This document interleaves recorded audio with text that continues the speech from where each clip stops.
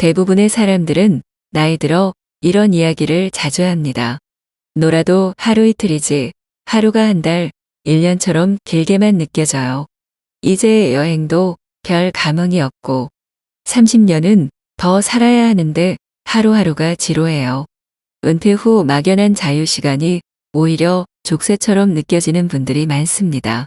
65세 이상의 사람들 중 80% 이상이 취미생활로 TV 시청을 꼽았고 많은 이들이 노년의 시간이 지루하다고 답했습니다.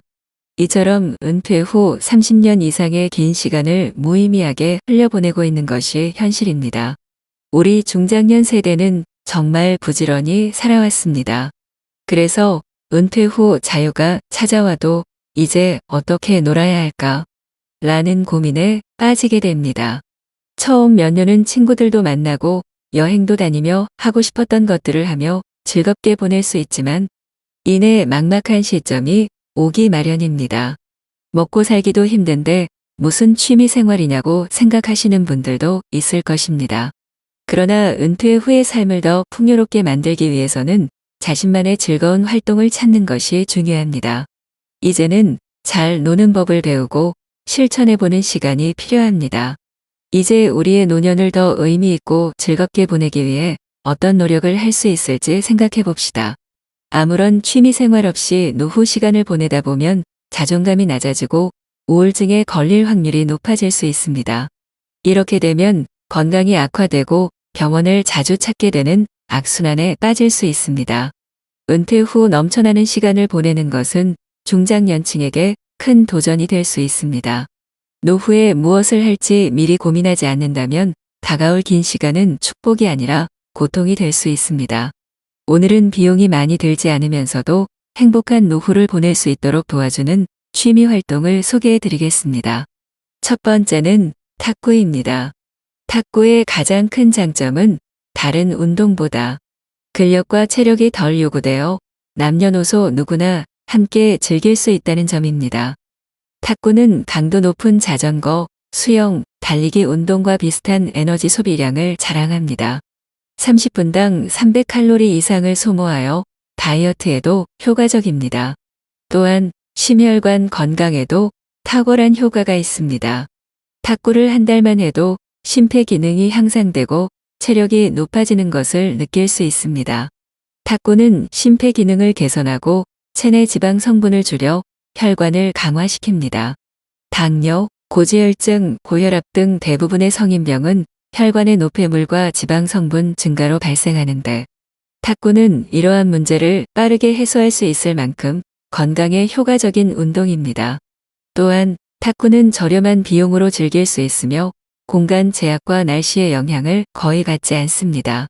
작은 공간에서도 쉽게 즐길 수 있고 언제든 운동하고 싶을 때 할 수 있는 자유로움이 있습니다. 집중력도 높일 수 있고 가볍게 운동하면서 부상 위험이 적은 스포츠이기 때문에 80대까지 무리 없이 즐길 수 있는 취미입니다.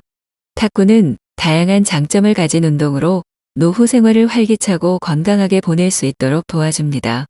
두 번째는 독서입니다. 매일 조금씩 책을 읽는 것만으로도 두뇌의 정신활동이 자극됩니다.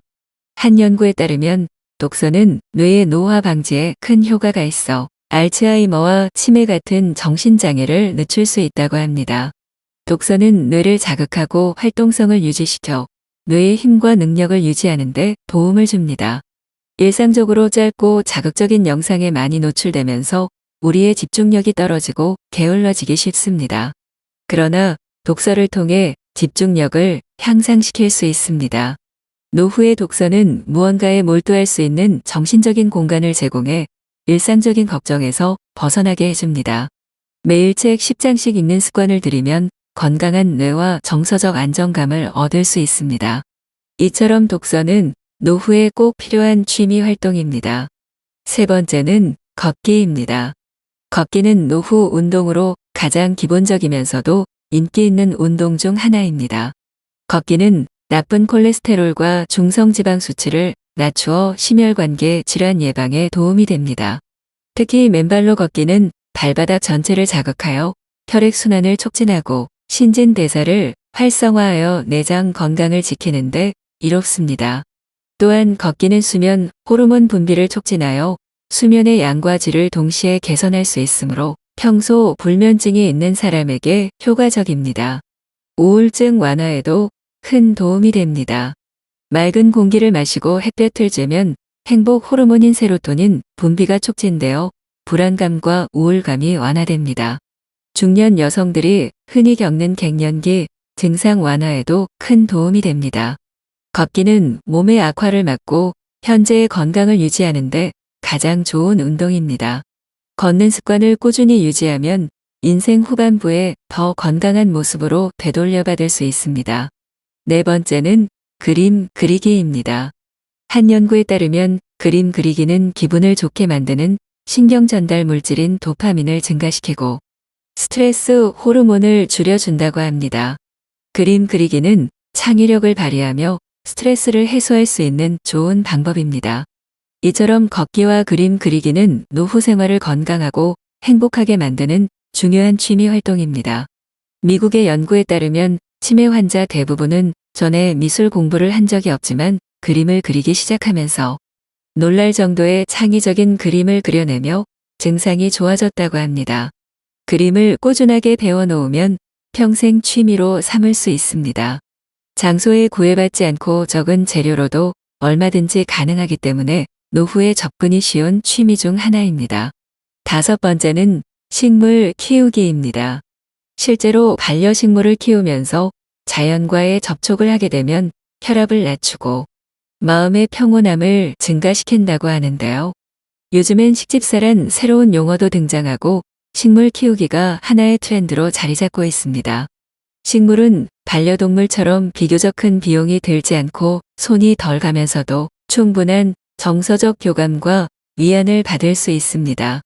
과학자들은 식물을 키우는 것만으로도 전반적인 뇌 건강의 기능을 향상시켜준다 합니다. 꽃과 향기로운 식물은 우리의 감각에 좋은 영향을 미치며 인테리어 소품으로도 활용되어 집에서 휴식하는 시간을 더욱 풍요롭게 만들어줍니다. 또 식물은 공기를 정화시켜줘 건강과 깨끗한 환경에도 많은 영향을 줍니다. 식물 키우기는 나이와 상관없이 누구나 손쉽게 접근할 수 있는 취미이기 때문에 정적인 취미를 찾으시는 분들에게 제격입니다. 여섯 번째는 명상입니다. 연구에 따르면 명상은 스트레스에 아주 효과적인 치료법이라고 합니다. 스트레스는 신체에 미치는 영향이 어마어마한 만큼 부정적인 결과를 불러올 수 있습니다. 또 명상은 자존감과 전반적인 기분을 개선하는 데 도움이 되고 명상은 우울증 치료에 좋은 영향을 준다고 합니다. 기억력 개선에도 도움이 되는데 우리가 무언가를 더 잘 기억할 수 있게 하고 마음을 젊게 유지하도록 도와줍니다. 심지어 알츠하이머 병과 같은 질병 예방에도 긍정적인 효과를 얻을 수 있는데요. 하루에 단 10분씩이라도 정기적인 명상을 하는 것은 더 균형 잡히고 만족스러운 삶을 이루는 데 기여하여 종합적인 신체 건강과 안녕을 높일 수 있습니다. 젊은 사람뿐만 아니라 나이가 든 사람에게도 적극 권장되는 취미 활동입니다. 일곱 번째는 수영입니다. 수영의 가장 큰 장점은 우리 몸의 많은 근육을 효율적으로 사용한다는 것입니다. 물속에서 하는 운동이기 때문에 관절에 무리를 주지 않으면서도 평소에 잘 사용하지 않는 팔, 어깨 등의 근육을 사용합니다. 수영을 1시간 동안 하면 걷기의 3에서 4배인 700칼로리를 소비하게 됩니다. 이처럼 수영보다 다이어트에 더 효과적인 운동은 많지 않다고 하는데요. 이런 이유로 다이어트를 목적으로 수영을 선택하는 사람들이 많다고 합니다.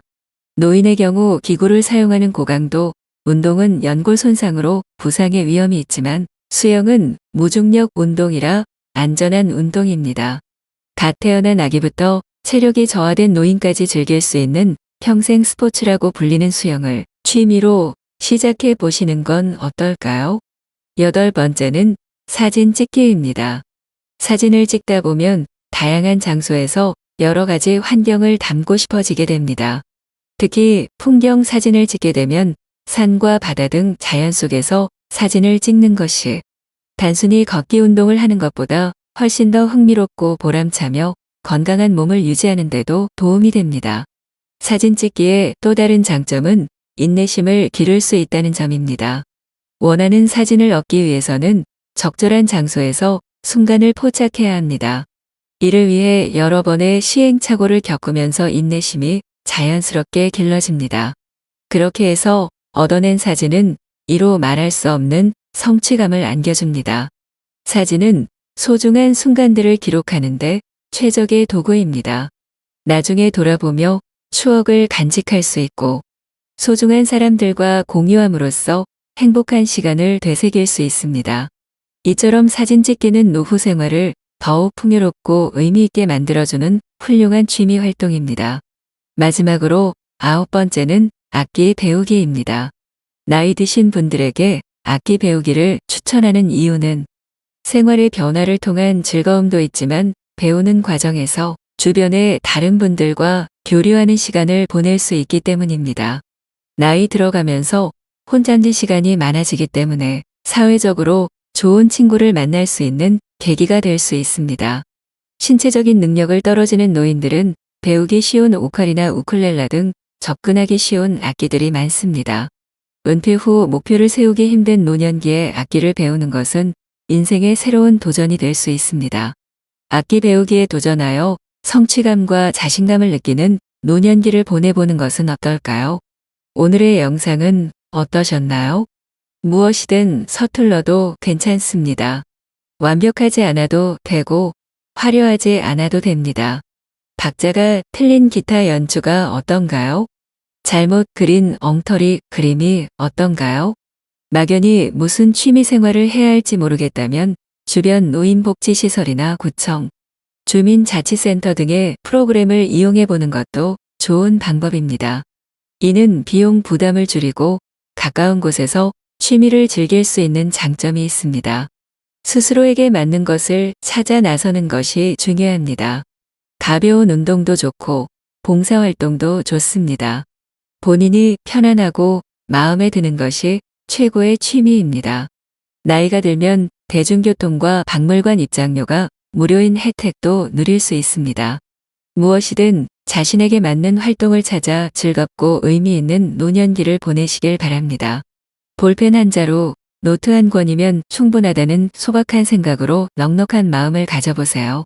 젊은 시절 많은 고생을 했기 때문에 이제는 정신 건강과 육체 건강을 잘 다스려서 자녀들이나 가족들에게 해가 되지 않게 본인 스스로 잘 실천해야 합니다. 인생에서 제일 중요한 금 3가지가 있다고 하는데요. 바로 황금, 소금. 지금 이 3가지 중에서 지금이 가장 중요하다고 합니다. 늦었다고 생각하지 마시고 지금부터 실천하셔서 행복한 노후를 만들어 가시길 바랍니다. 황금빛으로 무르익어가는 여러분의 인생을 언제나 응원합니다. 이상으로 오늘의 영상을 마치겠습니다. 다음에 더 좋은 내용으로 찾아뵙겠습니다. 지금까지 인생의 벗이었습니다. 감사합니다.